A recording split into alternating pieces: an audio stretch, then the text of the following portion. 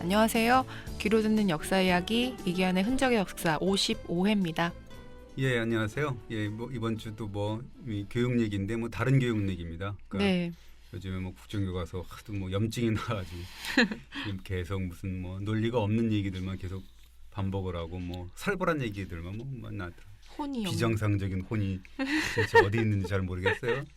혼이 비정상이라서 내가 참 처음 듣는 얘기여서 참 어떤 얘기인지 잘 모르겠습니다. 네. 어쨌든 이 계속 이 언론 보도 사실 요새 좀 어떻게 보면 좀 약간 지겨워지려고 그러는 부분 그게 이제 어떻게 보면 이제 노리는 게 아닌가 생각이 좀 듭니다. 옛날에 맞습니다. 세월호 때도 좀 그런 부분에서 이제 나중에 보면 좀 이렇게 그 피로감 같은 거를 좀 자극을 해갖고 이제 좀 그만하지 이런 그 논리로 해갖고 그렇죠. 계속 그렇게 해서 이제 묻어두고 이런 식으로 하는 건데 이게 사실 좀 심판을 하고 이제 어떤 이렇게 책임 소재를 파악을 해갖고 좀 해야 되는데 사실 그런 게 저희가 좀 부족해가지고 사실 문제가 좀 있습니다. 이번 주는 그래서 국정교과서 이야기는 좀 지루할 테니까 다음에 또 기회가 있으면 하고 이번 주제는 그 왕세자 교육이요. 그러니까 그 조선의 왕세자 교육이 굉장히 혹독했는데 그게 이제 태어나기 전부터 태교부터 이렇게 했었던 이유, 그렇게 어렵게 했었던 이유가 과연 뭔가 이런 식으로 이제 정리할 수 있지 않을까 생각이 됩니다.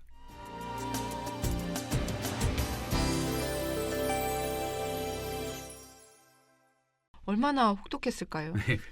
예, 제가 이제 한번 이야기를 끌어가기 위해서 시간을 253년 전으로 이렇게 돌려볼까 하는데, 그러니까 사실 얼마 안 된 것 같아요. 253년이면 사실 물론 오래된 세월이긴 하지만 또 돌이켜놓고 보면 또 우리의 생이 지금 벌써 저도 50이 훨씬 넘었지만 보면은 50이 5번이면은 250년이니까요. 그래서 보면 얼마 안 된 것 같은데 1762년인데 4월 25일 날 영조하고 그 할아버지죠. 영조가 그리고 이제 그 손자 세손 그 정조의 이름이 이제 이산인데 그거의 대화 여기서부터 이제 이야기를 풀어갈까 합니다.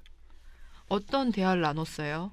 그때 이제 영조가 69살이고 세손이 이산이 11살이거든요. 그래서 이제 할아버지가 그 영조 그 세손한테 그동안에 스승에게 배웠던 내용을 하나하나 점검하면서 일문일답으로 이제 일종의 구슬 시험을 보던 자리였어요. 네. 영조는 뭘 묻던가요? 이런 질문을 합니다. 이 조선은 사만을 통합해서 하나가 되었다. 만일 영토 안에서 전쟁이 일어나면 본토를 지키는 것 이외에는 다른 방도가 없다. 지금 비록 수비하기에 편리한 요새지가 있어도 가서는 안 된다.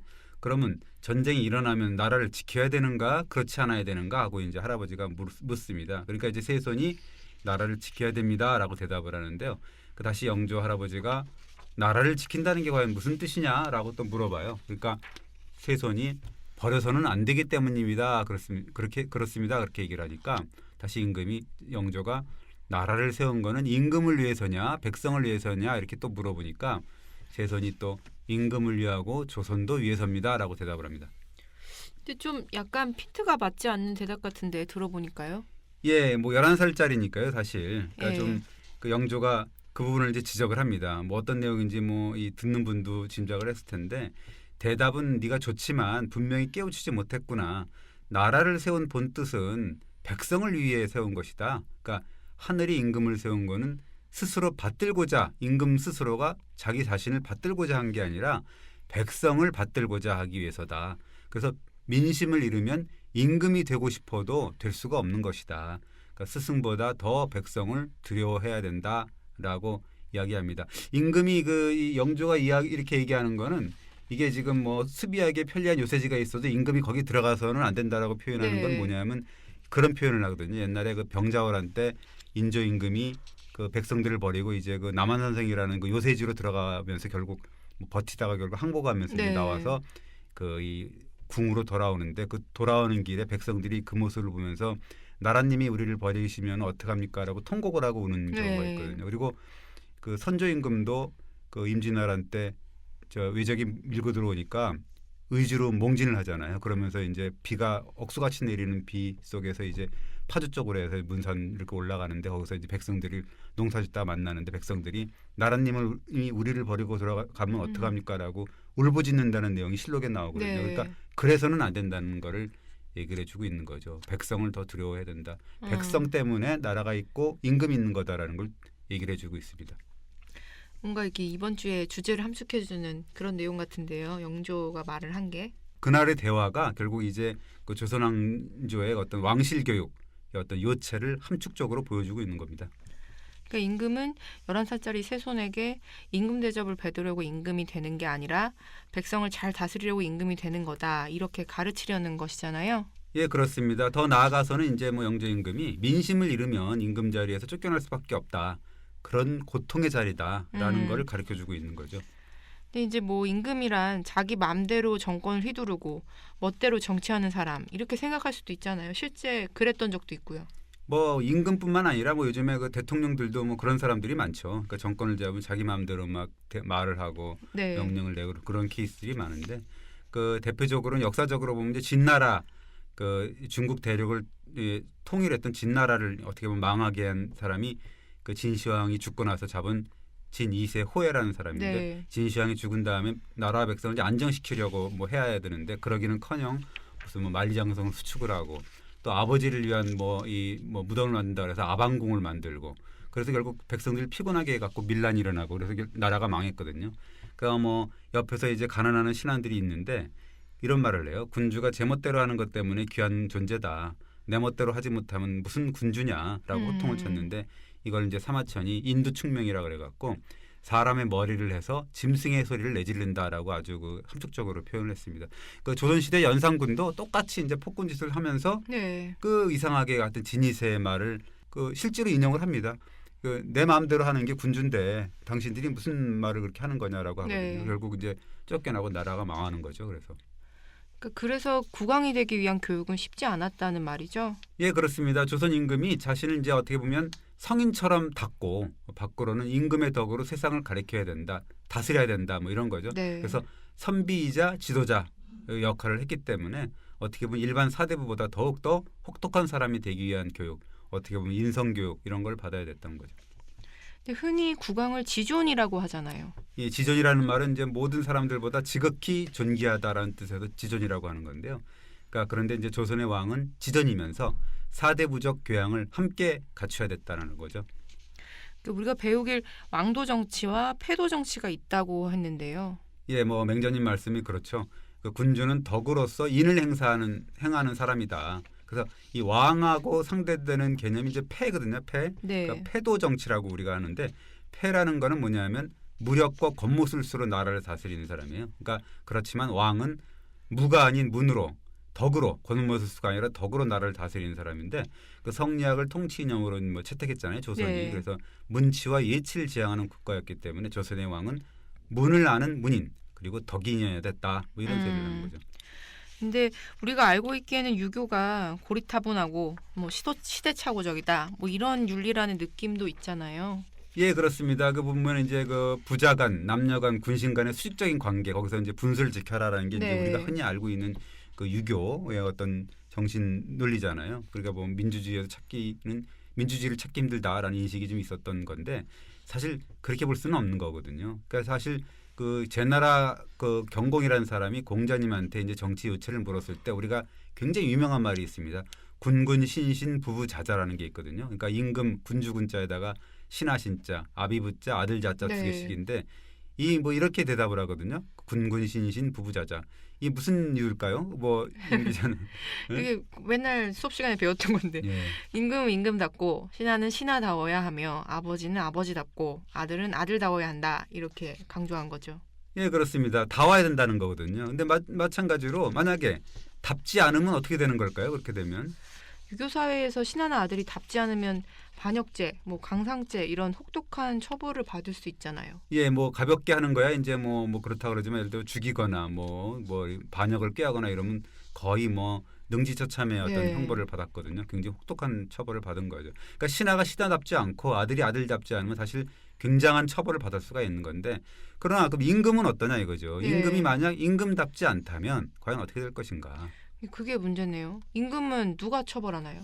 예, 그렇습니다. 그러니까 처벌할 수 있는 사람은 없잖아요. 백성이 네. 처벌할 수 있는 상식적으로는. 그러나 이 성악설을 우리가 이 설파를 한 손자께서는 아주 무시무시한 말을 합니다. 예전에 한번 한 얘기인 것 같은데요. 이거 뭐 사실은 줄쳐놓고 여도 되는 말씀이시죠.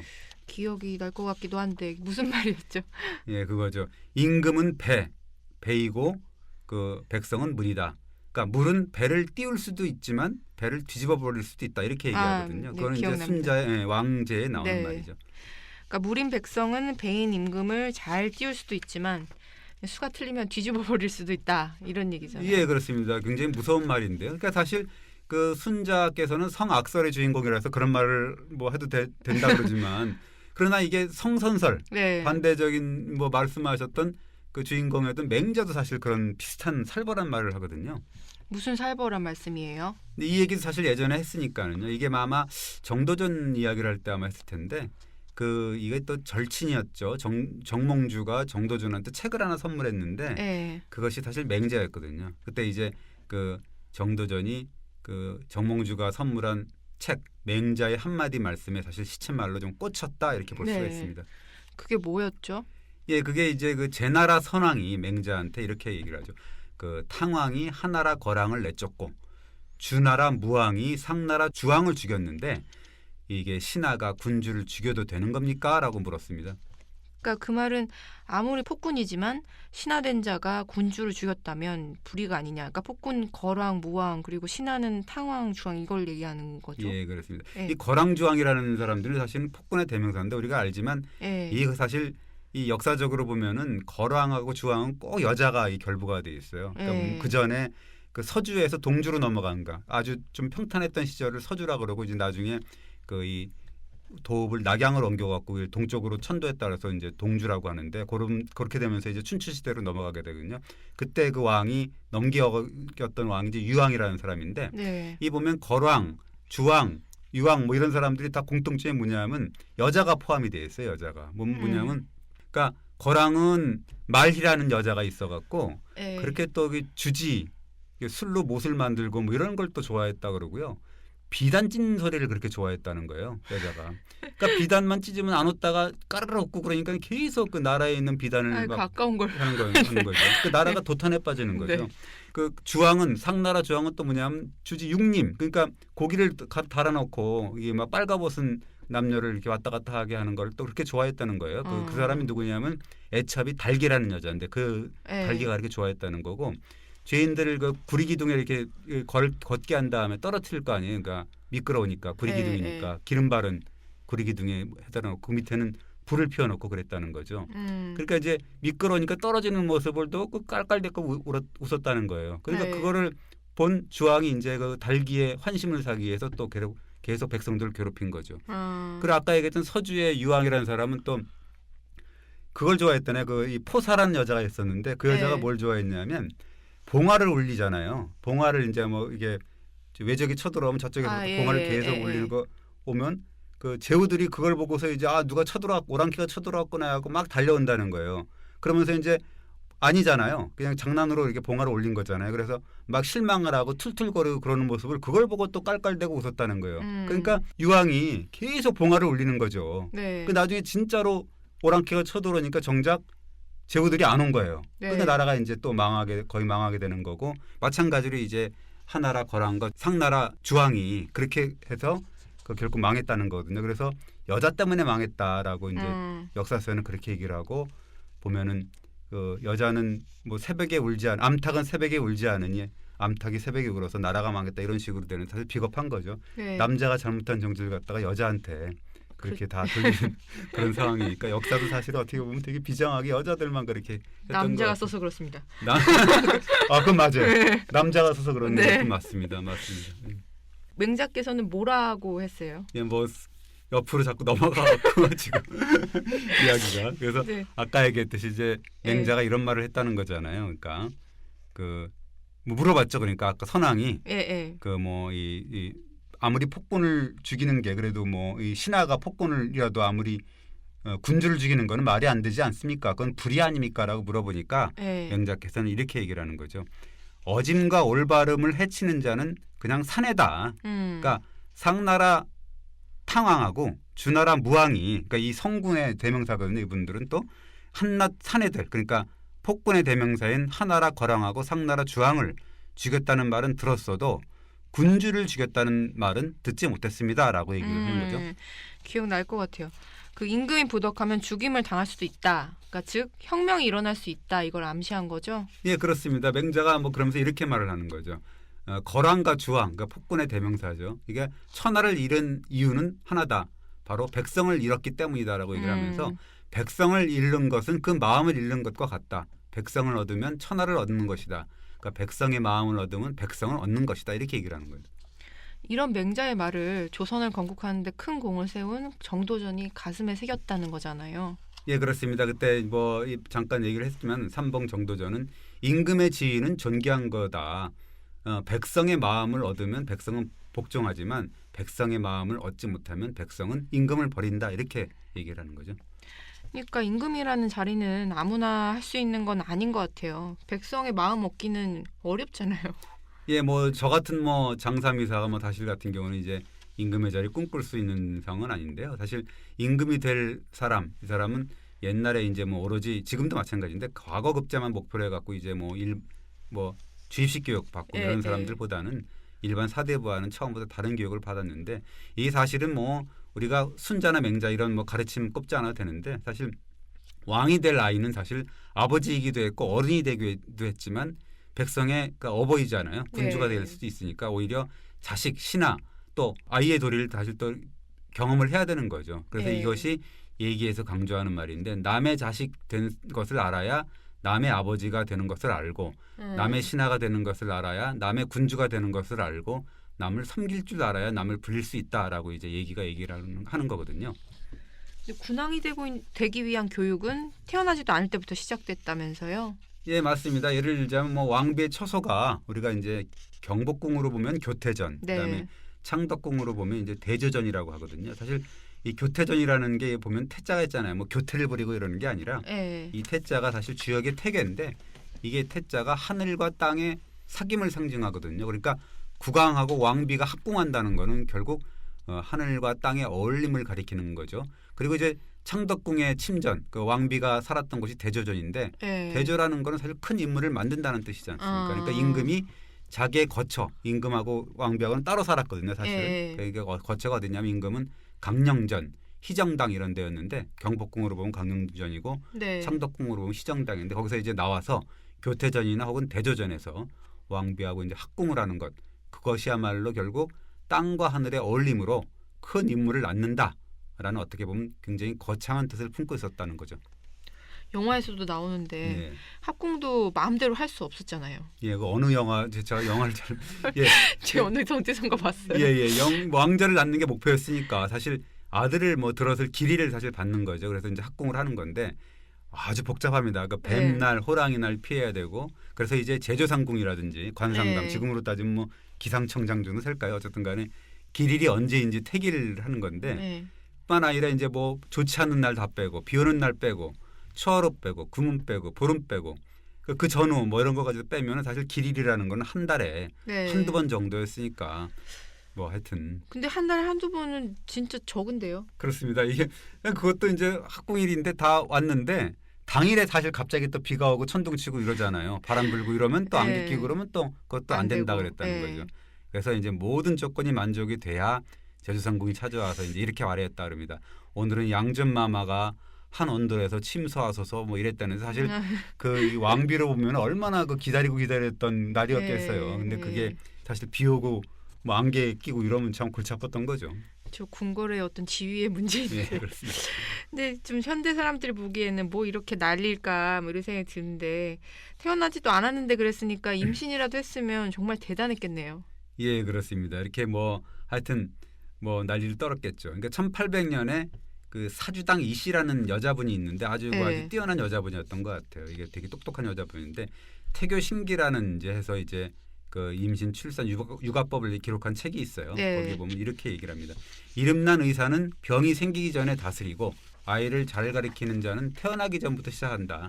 그러니까 스승이 10년 가르치는 것보다 어미가 뱃속에서 10개월을 기르는 게 더 낫다. 이렇게 얘기를 합니다. 네, 새삼 또 찔리는 말인데 뱃속에서 이게 10개월의 태교가 그렇게 중요하다는 뜻일 텐데요. 예, 그렇습니다. 이게 또 뭐 관과할 수 없는 거는 태교가 사실 이거 안 찔릴 거예요 아마. 임산부 혼자만 해서는 안 된다라는 거죠. 그러니까 사주당 이 씨가 이렇게 얘기를 하는데 태교란 여성에게만 책무가 아니고 부여된 책무가 아니고 부부가 함께 해야 되는 거며 가족 공동체의 책무다라고 얘기를 합니다. 매우 선진적인 네, 내용인데요. 그렇습니다. 네. 근데 태교는 그러면 언제부터 옛날엔 해야 된다고 했던 거예요? 뭐 한 3개월 정도부터 우리가 얘기하는데 우리가 지금도 임신 3개월이 가장 이 위험하기도 하고 뭐 어렵기도 하고 뭐 그렇다고 중요하다 그러지 않습니까? 그러니까 1434년에 그 세종임금의 명을 받아서 이제 노중래라는 분이 편찬한 태산요록이라고 또 아까 얘기했듯이 임신 출산 뭐 이런 책인데요. 거기 보면 그렇게 나옵니다. 임신 3개월이 되면 형상의 변화가 시작되고 느낌에 따라 감흥을 일으킨다. 그래서 태아가 태내에서 어머니를 통해 소리를 듣고 반응한다. 뭐 이런 얘기입니다. 그러니까 지금도 마찬가지로 임신 3개월 때부터가 이제 해야 된다라는 얘기죠. 이게 되게 신기한 게 네. 지금 책에도 3개월부터는 소리를 듣는다. 태아가 소리를 듣는다고 하는데 그땐 이걸 어떻게 알았을까요? 예, 그러니까 이게 뭐 경험칙이나 이런 걸로 예. 하여튼 뭐 알았던 거겠죠. 그래서 태교는 어떻게 해야 된대요?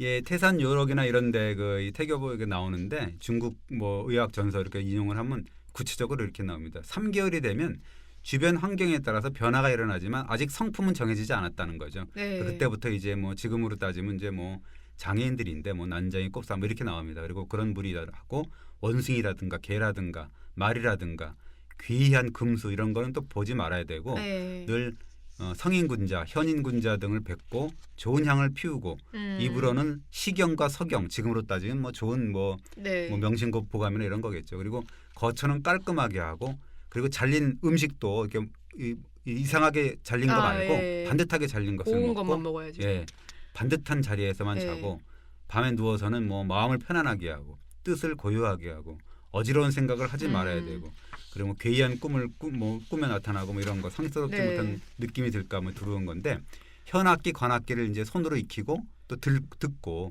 귀로는 그릇된 말을 들으면 안 된다 뭐 이런 거죠. 그러니까 그렇지 않으면 남자든 여자든 태어나는 아기는 포악해지고 목숨이 짧아진다 이렇게 나오니까 굉장히 불안한 거죠. 예, 제가 우는 게 새삼 찔려서 그렇습니다. 예, 포악해지고 목숨이 짧아진다. 근데 음식도 중요한데요. 그렇습니다. 태산 요록에 보면은 음식을 가려 먹어야 될 이유가 이제 나오는데 이 태아의 오장, 오장이라는 게 심장, 뭐 폐, 간, 뭐 신장, 비장 뭐 이렇게 얘기를 하는 건데 이 태아의 오장이 5가지 맛, 그러니까 오미라 그러는데요. 그것을 인해서 생성된다 이렇게 얘기를 하면서 신맛은 간, 쓴맛은 심장, 단맛은 비장, 매운맛은 폐, 짠맛은 신장을 생성시킨다 이렇게 얘기를 합니다. 제가 했던 건데요. 아무 음식이나 막 먹으면 어떻게 되나요? 오장이 제대로 생성이 안 된다니까 굉장히 큰일이죠. 시력이 약하거나 손발이 저리거나 쩔뚝거리거나 허리가 등이 굽는다. 이건 간이 제대로 안 받쳐졌다 이런 얘기고 말을 더듬거나 뭐 귀머거리가 되거나 벙어리가 되거나 뭐 정신이 흐리멍텅하거나 이런 아이가 나온다 그러면 심장의 형상이 갖추지 못했다. 그다음에 뭐 혀가 짧고 얹혀이가 된다든가 뭐 이런 건 비장. 그다음에 대머리가 되고 피부가 울긋불긋하다 그럼 폐. 그다음에 머리카락이 곱슬이고 노랗거나 뭐 무슨 체구가 검하거나 그다음에 왜소하거나 그럼 이제 신장의 형태가 갖춰지지 못했다 이렇게 표현을 합니다. 근데 태교를 안 하면 아기의 생김새가 온전하지 않게 되고 질병도 많아지고 뭐 낙태를 할 수 있다 뭐 이런 말인 것 같은데요. 그렇습니다. 난산을 할 수도 있고요. 예, 그래서 이제 거기 뭐 나오면은 쌍둥이의 얼굴과 기질이 비슷한 이유가 뭐냐? 그러니까 같은 집안의 골격과 기품, 그다음에 같은 나라 사람들의 습관, 지향점이 비슷한 건 다 음식이라든가 뭐 그런 어떤 태의 기름이 또 비슷하다. 태의 기름이라는 거 같이 이제 교육을 그렇게 받았기 때문에 가정의 내력이 또 있잖아요. 그렇죠. 가정에서 내려오는 그런 태교법이 있고 그래서 같은 가정은 같은 가정끼리 비슷하고 거기에 따라 달라지는 거죠. 나라 풍습이 또 있으니까 또 나라마다의 어떤 풍습이 달라지는 거고 뭐 그렇다는 거죠. 율곡 이희 선생도 태교법을 가르쳐 줬다면서요. 이 뭐 오지랖이 참 넓은 분이라고 볼 수가 있는데 뭐 유학자인데요. 어떻게 태교법을 아나 하지만 이 양반이 굉장히 또 박학다식한 분이고 과거급제끼리 그런 사람들끼리 본 과거 다시 시험 봐도 9번이나 장원했던 구도 장원공이라고 그래서 아주 천재 같은 분이거든요. 이분이 굉장히 박학했던 분인 것 같은데요. 이분이 이제 그 임금한테 선조 임금한테 바친 성의학 지묘라는 책이 있는데 거기서 보면 디테일한 태교 방법을 일러주고 있습니다. 뭐 이분도 사실 딴 데서 본고 이렇게 얘기를 한 것 같은데 그 임신하면 옆으로 누워 자지 말고 비스듬히 앉지도 말고 외발로 서지도 말고 이상야릇한 맛의 음식도 먹지 않는다. 그다음에 뭐 사특한 빛깔을 보지 않고 음란한 소리도 듣지 않고 밤이면 뭐 이렇게 좀 소경한테 시를 외우고 그게 이제 굉장히 고운 말, 아주 정교한 말을 한다는 거예요. 그래서 이제 소리가 정밀하기 때문에 그렇다는 거고 그렇게 되면 아이는 얼굴이 단정하고 재주가 남보다 뛰어나고 여자아이 같은 경우는 예쁜 여자아이가 네. 난다. 그렇게 얘기를 합니다. 아까 뱃속에서 10개월 가르친 게 태어난 뒤 10년 가르친 것보다 낫다고 하셨는데 옛 성현들은 뭐라고 했어요? 이것이 다 이제 옛 성현들의 가르침이에요. 그 네. 가르침인데 공자님 같은 경우는 타고난 사람의 성품은 서로 비슷한 건데 습관에 따라서 달라진다라고 얘기를 하거든요. 그러니까 주자가 이제 그런 공자의 언급을 두고서 뭐라고 주석을 다루냐면 해석을 하는 거죠. 공자님 말씀은 선을 익히면 선하게 되고 악을 익히면 악하게 된다라는 말입니다라고 풀이를 했어요. 그러니까 태교라는 게 태어나기도 전에 그것도 하여튼 그 어머니의 소리 행동에 감응하게 되는 이제 임신 3개월부터 시작해야 된다. 그래야 인간의 기질을 변화할 수 있다. 이렇게 여기란 건데 또 이게 처음 말씀드렸던 영조가 네. 이제 왕세손한테 이렇게 얘기합니다. 물어봐요. 뱃속 아기는 또 어떻게 태교하는 것이냐라고 물었을 때 그때는 15살이었는데 예. 15살 세손이 그 태교의 핵심을 찌르는 현답을 올립니다. 15살짜리가 뭐라 그랬어요? 예, 뭐 워낙 이분도 또 굉장히 똑똑한 분이시거든요. 네. 정조임금이 또 이런 말합니다. 아기가 배워서 움직이거나 가만히 있을 때나 착한 일을 하면 그 아들이 나와서 저절로 어진 사람이 됩니다. 때문에 아기를 가졌을 때 태만할 수 없습니다라고 이제 대답을 합니다. 그러니까 태어날 자식을 군자로 만드느냐 소인배로 만드느냐가 태교에 달렸다고 본 거네요. 예, 그렇습니다. 태교라는 게 이제 태어나기도 전에 인간의 기질 예. 이런 걸 이제 선하게 변화시키는 초조기 인성 교육이었던 셈인데요. 우리 저 이마연 기자도 좀 태교 좀 해야 될 것 같은데. 지금 여건이 안 됩니다. 맨날 국정교과서를 준비하고 있었어요. 근데 왕실에서는 태교를 구체적으로 어떻게 했어요? 아까 뭐 3개월부터가 중요하다 그랬으니까 네. 임산부가 되면 이제 그 후궁이나 뭐 중전이나 3개월부터 거처를 별궁으로 옮기고 본격적인 태교에 들어갔다 그러는데 골치 아픈 바깥 세상 아주 지금 같이 이제 예. 아주 그 난세잖아요. 그럴 때 예. 이제 담을 쌓고 심지어는 임금과도 편지로만 연락을 할 뿐이었으니까 사실 이마영 기자도 사실 아, 지금 부럽네요. 담을 쌓고 해갖고 남편하고도 이 편지로만 대답. 아, 네, 그거는 싫습니다. 그래서 하루 종일 태교를 한 거겠죠? 예, 눈 뜨는 순간부터 했다는 건데요. 그러니까 뭐 옥판이라 그래서 옥으로 만든 판 거기에 이제 성현의 가르침을 새긴 옥판 그걸 보고 그 말씀을 외우고 하루를 맞았다 그러는데 그거를 외우면 태아도 이제 그 소리를 들을 거 아닙니까? 그리고 이제 옥이라는 게 빛깔 성질이 곱거든요. 그래서 사람에게도 예쁘죠. 굉장히 이롭기 때문에 마음을 가라앉히는데도 굉장히 제격이었다. 그리고 이제 하루 종일 그 홍수정, 자수정 뭐 이런 걸로 만든 팔찌, 반지, 목걸이를 어루만졌다 그럽니다. 음식도 물론 가려 먹었겠죠?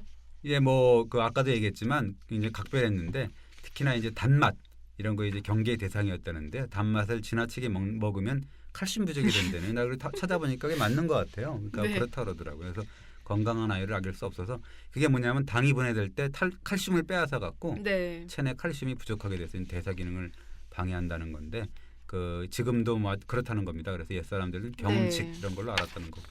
제가 아까 이 대본을 미리 읽는데 찹쌀떡을 읽고 딱 읽었는데 네. 매우 걱정이 되더라고요. 당연히 태교 음악도 들었겠죠? 예, 그러니까 지금 뭐 정석을 유지를 했는데요. 그 거처 주변에 이렇게 보니까 거기에 이제 특별히는 궁중 악사들을 배치해 갖고 가야금, 거문거를 연주를 했다는데 아까도 뭐 말했지만은 피리는 금물이었다는 겁니다. 피리는 이게 시끄럽잖아요. 지금으로 따지면 뭐 하드락 이런 거는 뭐 안 듣는 뭐 그런 거 아닌가. 발라드나 뭐 약간 소리의 분위기 때문도 있지 않을까요? 그렇죠. 클래식이나 뭐 이런 거를 좀 듣고 그래야지. 좀 뭐 이렇게 재지는 소리 이런 거는 하드락이나 이런 거는 어떤가 그렇죠. 싶습니다. 요즘에도 뭐 동화책을 읽거나 뭐 영어책도 읽고 최근에는 뭐 컬러 테라피 이런 것도 합니다. 컬러 테라피가 뭐예요? 색칠 공부요. 아, 그것도 해요? 네. 그거는 뭐 들어가나요? 태중에까지 들어가는지는 모르겠네요. 네, 그냥 마음이 안정돼서. 그 5개월부터 네. 밤낮으로 당직 4시, 그다음에 상궁, 나인들이 이제 천자문, 동몽, 선습, 네. 명심, 보감 뭐 이런 것들 좋은 얘기들을 그렇죠. 일단 낭독을 했다는 거죠. 그럼 음식은 뭘 가려 먹었어요? 뭐 7개월부터는 이제 고기 반찬을 피했다는 거고 뭐 지금도 마찬가지인데 태아의 머리가 좋아진다는 콩, 뭐 순두부 이런 거, 그다음에 채소, 김, 미역, 생선 뭐 이런 거, 네. 뭐 새우 이런 걸 먹었다는데 특별히 이제 그 옆으로 걷는 게 뼈 없는 문어 이런 것들은 먹으면 안 되는 거죠. 네. 산모가 눕는 방향도 골라줬다면서요. 산딸이 들어오면 이제 사실 다 되면 그 왕비의 경우는 산실청, 예. 후궁은 호산청을 이제 마련을 하게 되는데 출산이 막 임박해갖고 오늘날 하면 길한 방향, 그러니까 달이 떠오르는 방향으로 이제 그 산모의 머리를 두도록 했다 그러는데 만약 아기가 탄생을 하면 임금이 직접 구리방을 흔들어서 이제 자축을 했다 그러고 예. 원래는 뭐 아들이면 뭐 금방울, 딸이면 음방을 흔들었다는 얘기도 있는데 이 결국은 뭐 구리방을 이렇게 임금 직접 이제 흔들었다는 얘기가 있습니다. 근데 이렇게 정성을 들여서 태교하고 온 신경을 썼으니 원자 원손을 낳으면 대단했겠네요.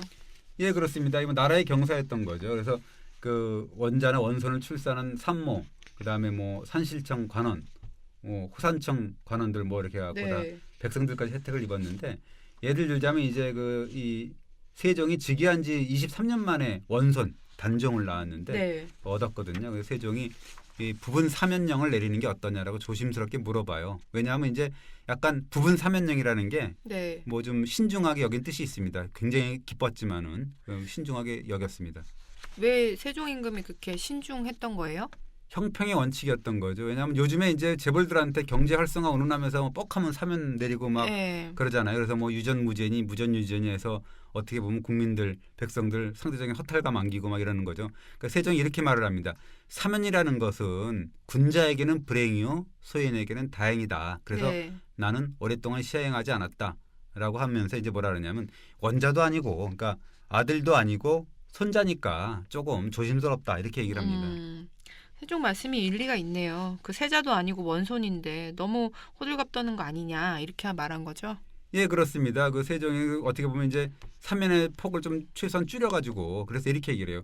유배형 이하의 죄, 그 다음에 이제 미결수, 형을 네. 확정하지 않은 뭐 그런 사람만 석방할게 하는데 어떠냐라고 이제 운을 뗍니다. 사실 아까도 얘기했지만 아무리 기뻐도 형벌의 어떤 저울추 네. 이런 뭐 이 형평성 이런 걸 기우는 거 이런 걸 이제 우려한 세종 임금이 어떻게 보면 신중한 태도 이렇게 볼 수가 있습니다. 사실 세종 임금으로서는 신하들 눈치를 좀 본 것 같은데요. 내심으로는 대사면령을 내리고 싶었던 게 아닌가 싶은데. 예, 그렇습니다. 그렇게 봐야 되는데 뭐 임금이 이렇게 말하면 신하들이 이제 아니되옵니다. 대사면령이 필요합니다라고 해주길 바랬던 거겠죠. 그럼 신하들이 임금의 뜻을 알아차렸어요. 예, 아주 그때는 또 아주 잘 알아차려 갖고 이만한 경사가 어디 있습니까? 라면서 이제 사면령을 대사면령 내려야 됩니다. 아주 전폭적으로 지지해 줘 갖고 결국 이제 반영 모반죄 뭐 네. 이 강상죄 이런 걸 뺀 나머지 이런 죄인들에게 모두 대사면령을 내렸는데 문제는 이제 그 대사면령을 내리는데 거기서 이제 촛대가 확 쓰러져 가지고 그랬다는 거예요. 그래서 이 세종 임금이 저거 빨리 치워라라고 했대요. 네. 불길한 조짐이었는데 네. 그 다음 날 그 이 원손을 낳았던 현동하고 권씨, 그러니까 문종의 부인이 죽었습니다. 그래서 그렇기도 하고 또 태어난 단종이 또 나중에 결국 그 작은 아버지한테 또 죽게 그렇죠. 되잖아요. 그래서 예. 그런 조짐이 실록에 나와 있어요. 그래서 어쨌든 간에 그런 이야기가 뭐 여담으로 남아 있고 사실 그 정조 임금 같은 경우도 원자를 낳았을 때 원자가 순조였거든요. 순조. 네. 그때 이제 그 당시에 죄인 명부에 등록돼 있던 1154명 전원을 사면해줬다 이런 얘기가 나와 있습니다. 그러니까 이게 뭐 보통 보면은 70세 이상의 조정 관리, 80살 이상의 뭐 선비 평민, 호봉을 하나씩 더하고 뭐 100세 이상의 노인에게는 쌀과 고기를 준다 이렇게 네. 나와 있습니다. 이번 주는 여기까지 하는데요. 다음 주에는 이제 후편 정도로 해서 이게 이제 이 태어났으니까 앞으로 네. 어떻게 교육을 받았는지 그래서 어떻게 보면 조선의 왕세자가 어떤 혹독한 교육을 받았는지 이제 본격적으로 이제 태어나서부터 해갖고 세자 될 때까지 어떻게 했는지를 한번 그 다음 주에 이어서 한번 해보겠습니다. 그 태아의 탯줄까지도 허투루 하지 네. 않았고 세자를 왜 성균관 입학식에 보냈는지 뭐 이런 사연 이런 거를 묶어갖고 혹독한 왕실 교육의 뭐 후편 정도로 다시 네. 한번 달아볼 생각입니다. 여기까지 하겠습니다. 네, 감사합니다. 네.